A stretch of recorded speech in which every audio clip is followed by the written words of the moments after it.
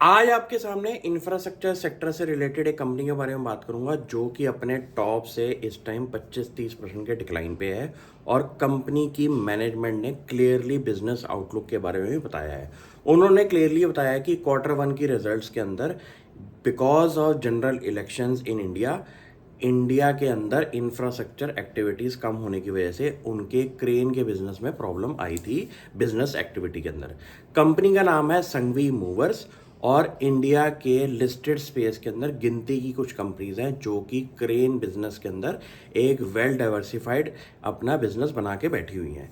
ये एक ऐसी कंपनी है जिसने क्लियरली बोला है कि क्वार्टर 2 के अंदर बिजनेस एक्टिविटी बढ़ने की उम्मीद है, और इस साल कंपनी का 200 करोड़ से ऊपर का केपेक्स होने वाला है, जहां पे कंपनी को ये पता चल जाएगा कि कंपनी अपने क्रेन बिजनेस के अंदर और एक्सपेंशन कर रही है इस माहौल के अंदर।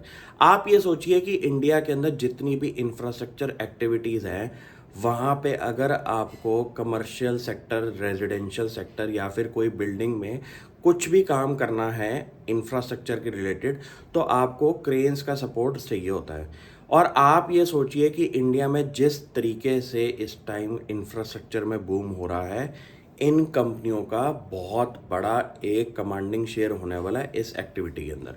ये एक ऐसा बिजनेस है जहां पे आपको ये देखना है कि कैपेसिटी यूटिलाइजेशन अगर आपकी 80% से ऊपर है, यील्ड ऑन पोर्टफोलियो 2% से ऊपर है, तो ये बिजनेस बहुत बढ़िया रहेगा।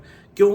क्योंकि एक तो नीश एक्टिविटी में काम करते हैं, दूसरी चीज़ इनकी रिक्वायरमेंट इंडिया की कोई भी इंफ्रास्ट्रक्चर एक्टिविटी के अंदर ज़रूरत पड़ेगी, और तीसरी चीज़ कंपनी ने अपने पिछले कस्टमर बेस से अपना जो ब्रांड गुडविल बनाई हुई है, उसकी वजह से कंपनी को आगे जाके भी फ्यूचर में बिजनेस मिलेगा।